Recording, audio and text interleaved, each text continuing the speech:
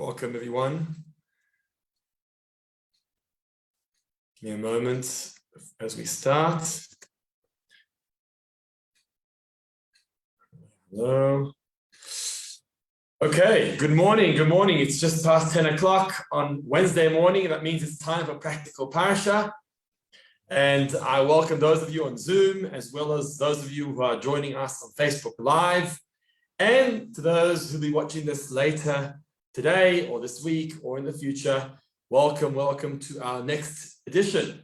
Today's question that we're going to be addressing in our Parsha discussion is Judaism and polygamy. When was polygamy banned in Judaism? Who didn't agree and who did agree to the laws that were enforced regarding polygamy?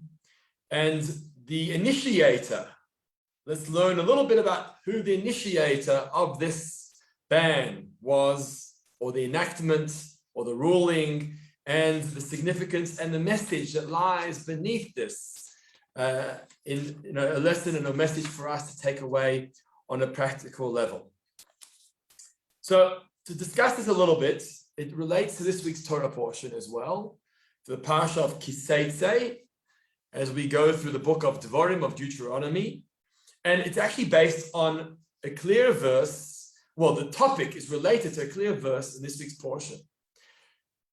The portion is discussing a case of a man with two wives, a clear case of polygamy. And the Torah actually says quite explicitly, it says that a man will have, if a man will have two wives, i.e. pretty much indicating that according to Torah law, it is permissible for a man to have two wives. In this context, it talks about a wife who is the loved one and a wife who he dislikes. So there's a concept of favoritism between the two wives, and then they both give birth to children, the firstborn of each wife, and the Torah discusses who gets the preference as well. But that's the law. The law is allowing for polygamy according to Torah law. One can have two wives. It may cause complication, one may be more loved than the other, but basically, according to Torah, it is permissible. However, we have a debate in Jewish law, and that is in the times of the Talmud. In the times of the Talmud, Jewish law was debated regarding this issue about marrying two wives. And listen to what the debate says. I'm just switching off notifications here so we can lessen the noise. Okay, listen to what the debate of the sages is. One opinion says that if you marry a second wife, you must divorce your first wife, give her a get, and divorce her, pay her out, so to speak. And give her the money for a divorce, because you can't have them both. That's the opinion of Rav Ami. Rav Ami in the Talmud says whoever marries a second wife must divorce his first wife. Rava, the famous Talmudic sage, says no, one can marry many wives. Torah law, we've got a case in Parsha Kiseitse, this week's Torah portion. One is allowed to have more than one wife, as long as he can sustain them.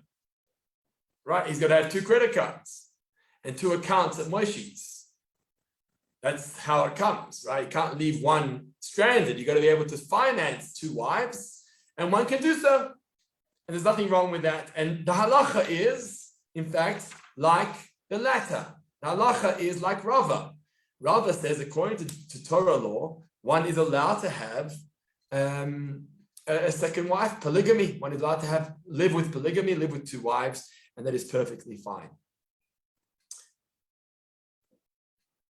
That being said, although Torah allowed for it, it's not necessarily endorsed or encouraged by Torah.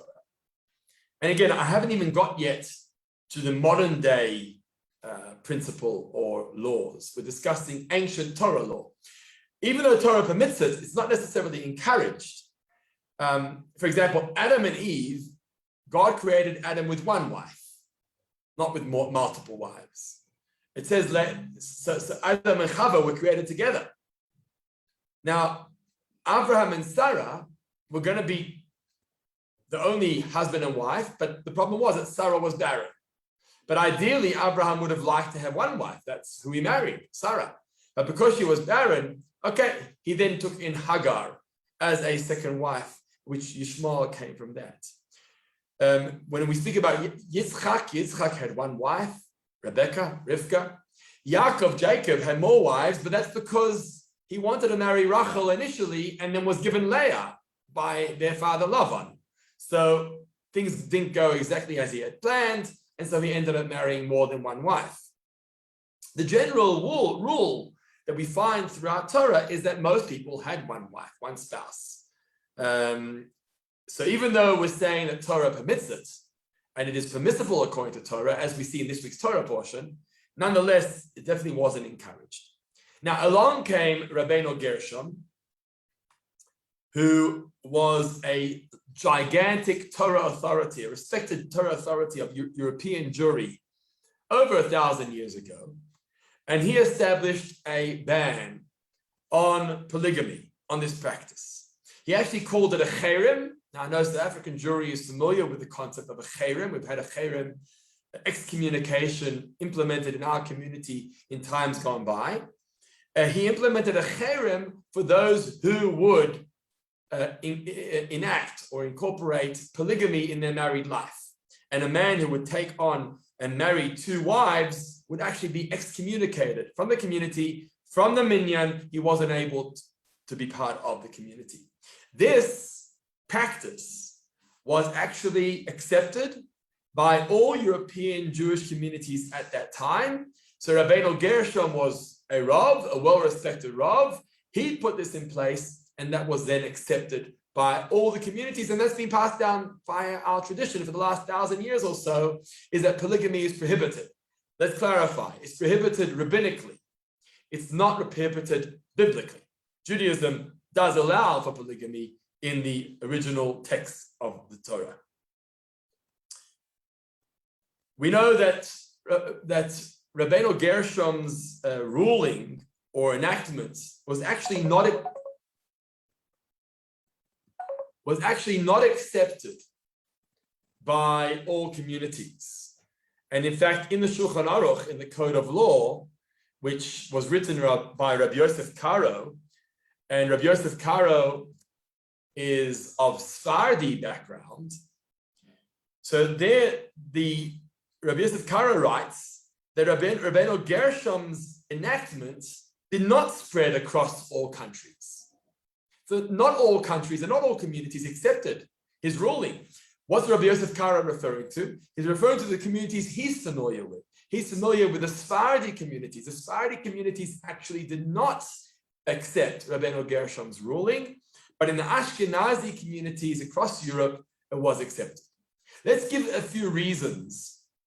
What motivated the prohibition of polygamy in the Jewish community? Why did Rabbeinu Gershom feel it necessary to actually make such a ruling? So let's go through a few ideas of what practical ideas of what motivated this ruling, and then we'll get onto some spiritual context as well, and the spiritual meaning behind his enactment, behind his ruling. So first of all, for religious reasons, people were traveling a lot in those days, and they would be away from home for a long time. And they'd be away from their wife, from their spouse, and their children.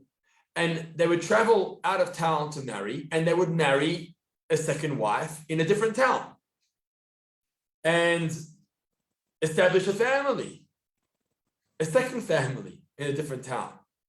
Now, that causes problems because what happens with the children is that the children start mingling with each other, and there's a risk of intermarriage between the various families.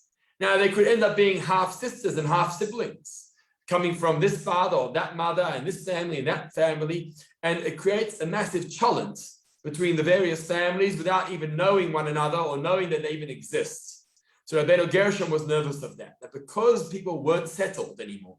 They weren't placed in one particular country or one particular city, but rather they were dispersed. Therefore, he felt it necessary to say it's one family per man, per father, per husband.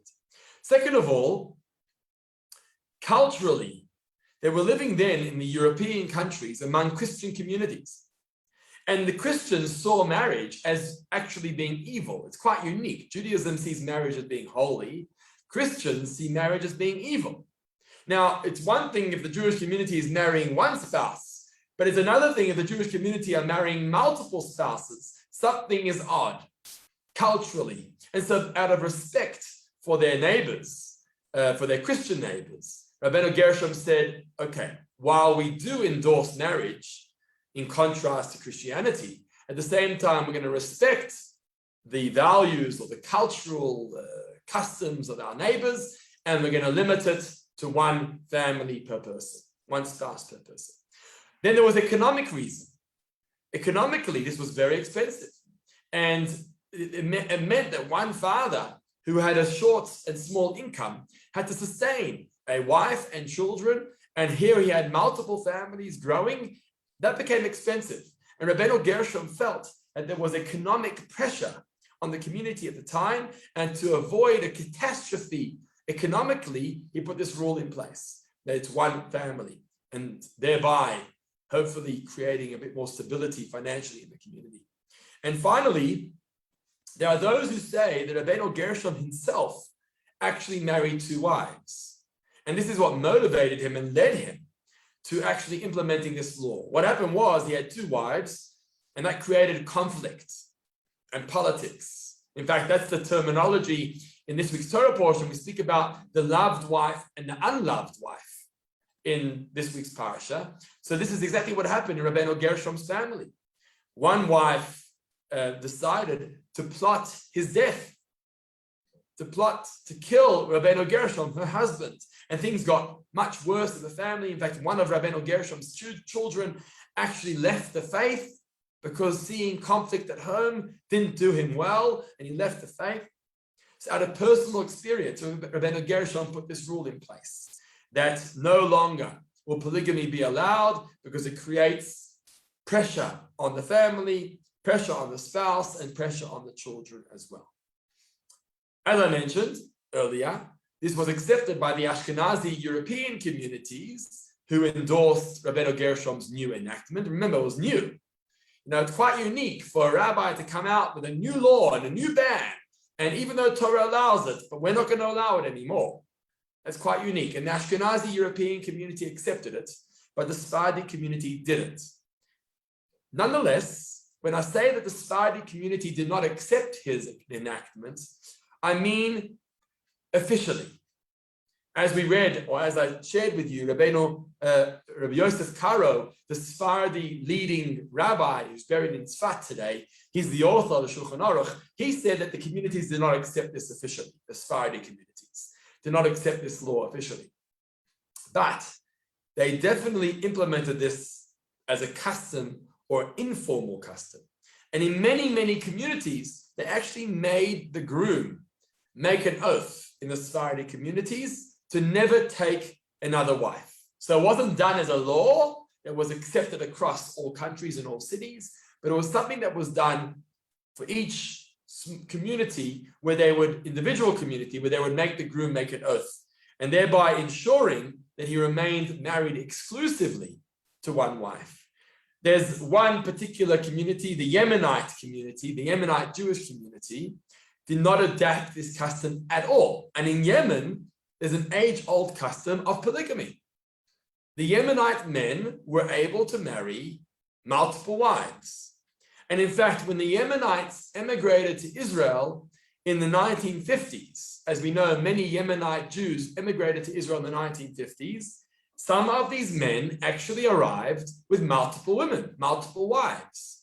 It's the strangest thing. They came into a country in the 1950s that was following mostly Ashkenazic law and maybe Sephardi customs too. And I think in Israel, polygamy is prohibited, but these Yemenites arrived with multiple spouses, and they had to receive special permission to remain with their spouses even after arriving in Israel. Israel couldn't force these families now to divorce and to separate. So there was special leniency and special permission given to the Yemenite families with their custom to be able to remain married to their spouses as well. There's a small loophole, interestingly, to when polygamy would be or could be permitted. And that is in the case where the first wife is not in a position to receive a divorce. Where the first wife can't receive a divorce for whatever reason. Let's say that she's not healthy enough or not in the mental capacity to be able to receive a divorce. There's a special leniency that's given in the halachic authorities that allows for a man to marry a second wife, but there has to be the signing of 100 rabbonim. 100 rabbonim, that's what's brought down, to sign on this document to allow for this gentleman to marry a second wife.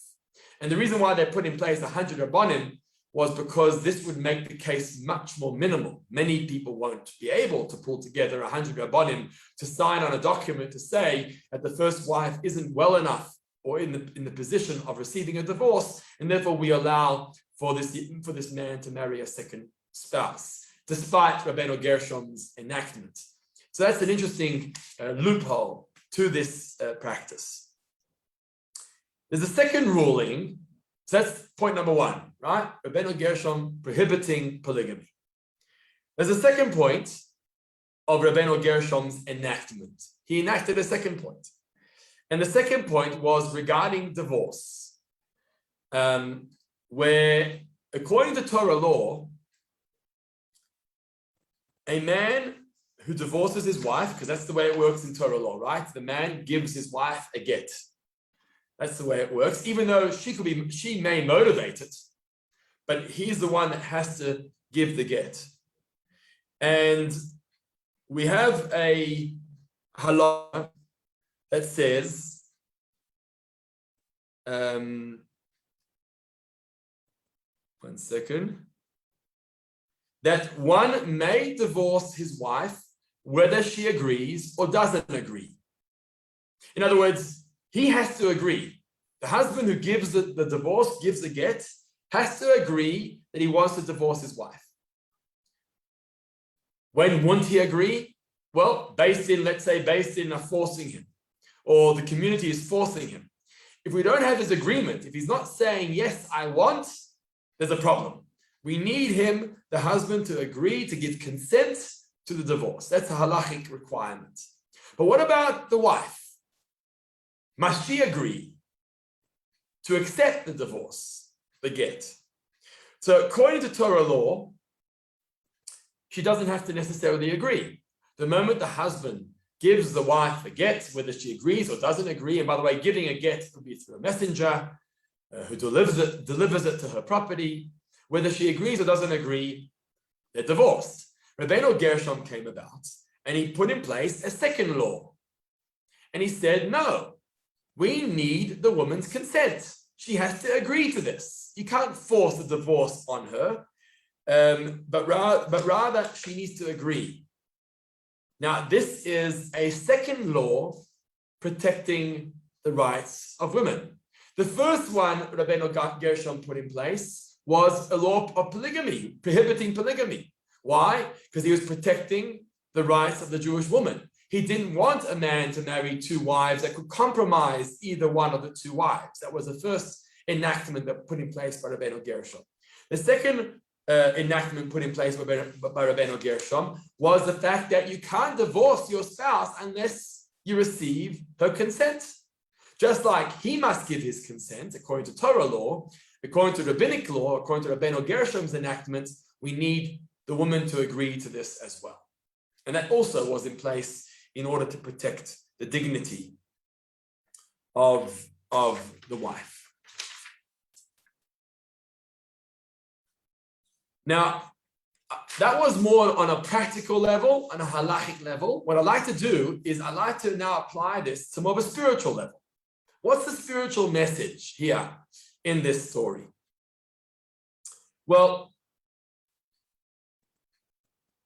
the terminology for Rabbeinu Gershom, actually, he's called Ma'or HaGolah.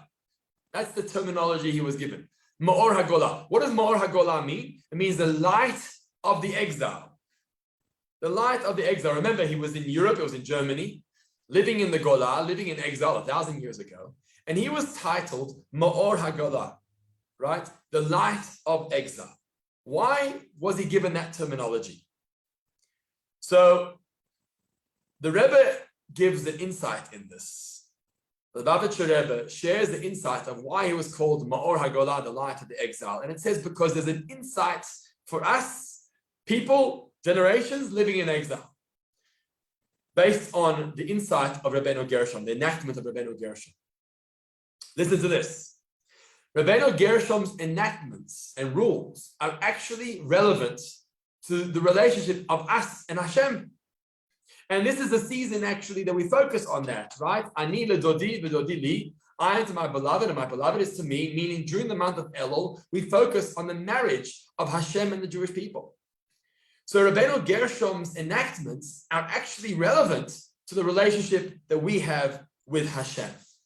And these two laws that Rabbeinu Gershom put in place are actually very relevant to the relationship we have with God as a husband and wife with God.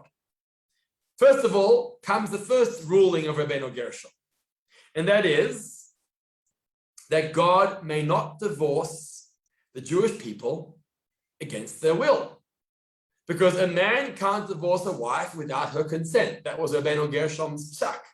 That was his ruling. And the relevance to us is God can't divorce his spouse, the Jewish people, without their consent. Now, obviously, we're never going to give our consent because as God's spouse, as his wife, we don't want to be divorced. Even if we go astray and sometimes we don't do exactly as he wishes of us, nonetheless, we don't want to be divorced. And so Rabbeinu Gershom, in putting in place his ruling, he was actually strengthening the Jewish people in Golah, in the Galut, in exile. That's why it's called Ma'or HaGolah, the light of the exile, because he was strengthening the community during their exile. And he was saying to them, don't worry, Hashem can never forsake you. Hashem can never divorce you, because we've put in place and we've accepted in our communities that one can't get divorced without their spouse's consent. So therefore God can't divorce us. Rule number one. And remember, one could ask the question, but surely God is not bound by our rules. God is bound by Rabbeinu Gershom's rules. But we have a ruling that God does as we are instructed to do. Hashem's mitzvahs are the same as us, whatever that means, in the divine, spiritual, in God's world. And a rule that sticks, a rule that the community actually takes on, such as Rabbeinu Gershom's ruling, is something that God spiritually, the Rebbe tells us, would accept as well. And therefore, this first ruling, Hashem will never divorce his spouse without their consent. Ruling number two, Rabbeinu Gershom put in place, was the law prohibiting polygamy. Judaism does not allow for polygamy, even though the Torah does allow it. But the Rabbeinu Gershom put in place, and the communities accepted this, you can't marry more than one spouse. What does it mean in our relationship with God? God will never marry a second spouse. He'll never marry a second nation. Yes, he nurtures them, he sustains them, he gives them, absolutely. But in terms of their relationship of husband and wife, the marriage, Hashem keeps that unique for the Jewish people. And Rabbeinu Gershom, by putting in place his enactment, his ruling, he's basically telling the Jews of the exile, don't worry, Hashem will never replace you. Hashem can never marry a second spouse because we put in place a ruling and we've accepted it, that a husband can't marry two wives, and so too God cannot marry a second nation. And that's why he was called Ma'or HaGolah, the light of the exile, because he inspired the exile. He inspired the community saying, yes, we're going through difficult times. Yes, we're in exile. Yes, we feel far away from God. We're far away from Jerusalem. We're far away from Hashem, from Yerushalayim. But we all want to remain loved and connected and married to Hashem forever. And he restored in them that sense of hope, that Hashem, A, will never divorce us without our consent, which we're not giving, and B, Hashem will never marry a second spouse because he's married to us already.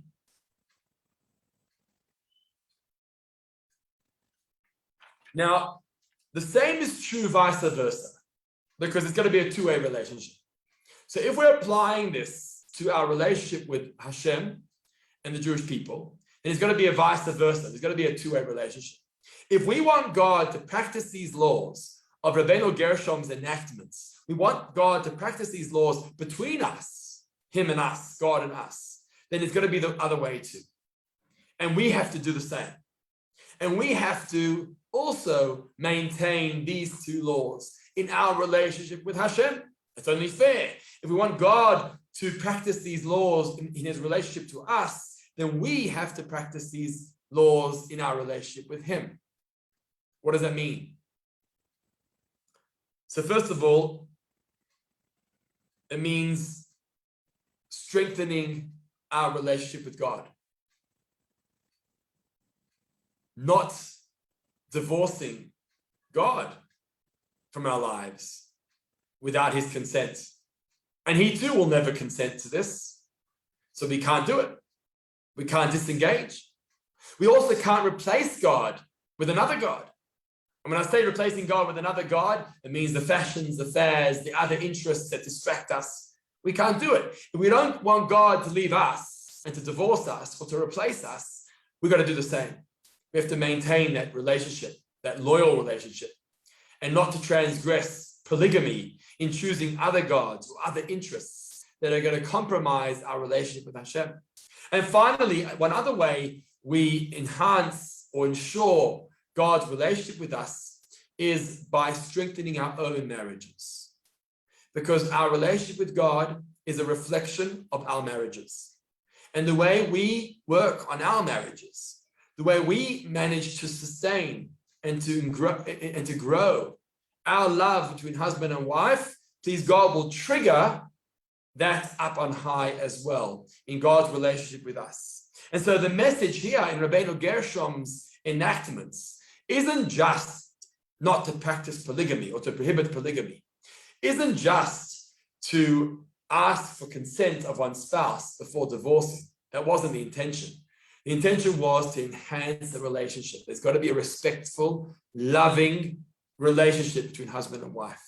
And we've got to work harder at it all the time, making sure that she feels protected, making sure that he feels protected, making sure that we both feel loved in the relationship, making sure that we don't feel compromised or at risk of being replaced by somebody else.